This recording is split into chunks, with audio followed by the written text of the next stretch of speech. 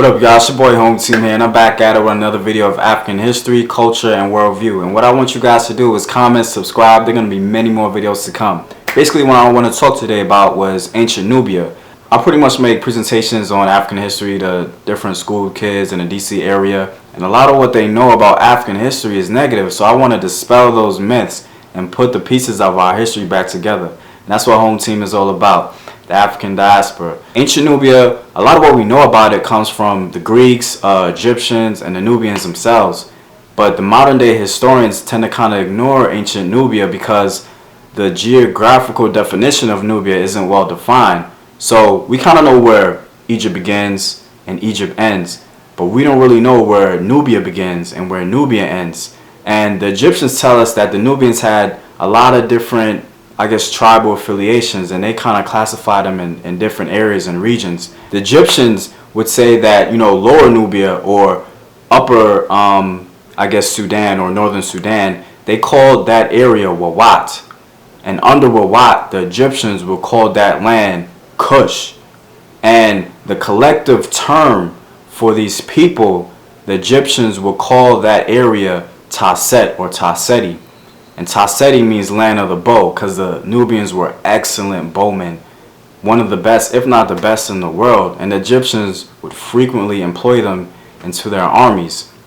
So these people, these Nubians, were excellent bowmen, and it kind of dispels the myths about these African military groups and their power. We tend to believe that these ancient African groups were just sheer force or sheer numbers or just brute force.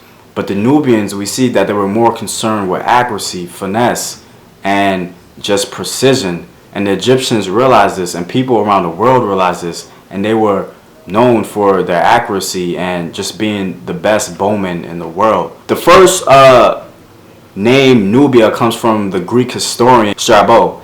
And Strabo basically said he was the first to coin the term Nubia and first to call these people Nubians. And if we look at Nubia today, we kind of see similarities between Nubia and Egypt, and people would say, Nubia was just a copy of Egypt. But if we take a really close look at it, we'll realize that that's not true at all. We'll realize that the culture, the religion, the philosophy all flowed up into Egypt and peaked into Egypt, and it came from Nubia and from the interior of Africa. And the Greeks themselves would inquire about, where did Egypt come from? Where did this culture, where did this history and these people come from?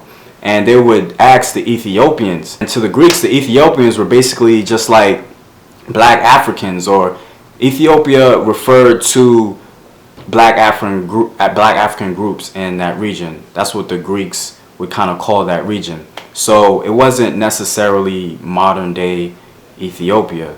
And so the Greeks would go up to these Ethiopians and be like, where'd you guys learn about all this stuff? Your culture, your religion, your philosophy, where did all that come from?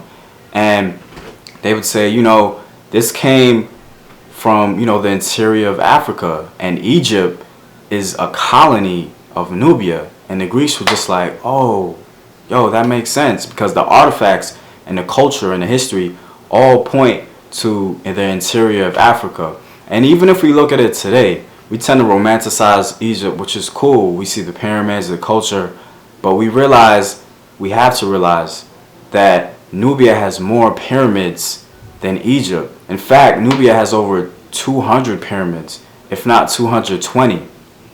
Now, when we look at it, we have to realize that, and we have to know that this culture came from the interior of Africa and it didn't come from Asia or the Middle East or even Europe or the Mediterranean and flow into Egypt and then flow into Nubia, but it came upward and peaked into Egypt. So we have to realize that. We have to redo our research and know about Boyce Reisenberger, if I pronounced his name right. Forgive me if I didn't.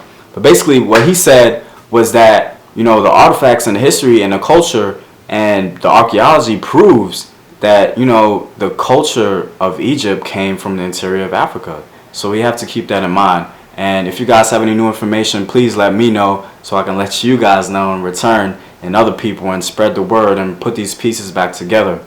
And I would love to hear countering opinions, countering facts, and let's just delve into this and help me out put these pieces back together. So pretty much, just remember that ancient Nubia is, you know, an entity of its own. It's a real ancient place, and that, you know, Egypt got a lot of what they know from the Nubians. The Egyptians themselves, a lot of their gods, Bes in particular, he actually comes from the Twa people. Now the Twa people are in modern day, you know, Chad, the Great Lakes region, and basically the Egyptians incorporated this god Bes into their mythology or their religion.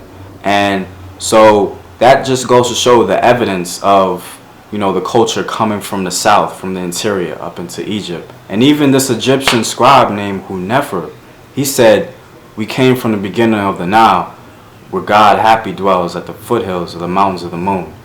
And basically what he was saying is that our culture, our religion, we come from the interior of Chad, the Great Lakes region, Kenya, Uganda, that whole area. It flowed up, like I said, into Nubia and peaked into Egypt. Know thyself.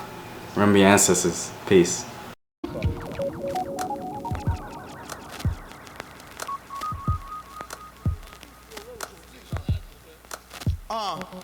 Yeah, check me out, y'all. Nasty Watts in your area. About to cause mass hysteria. À la claire ensemble, baby. Check it. Yo.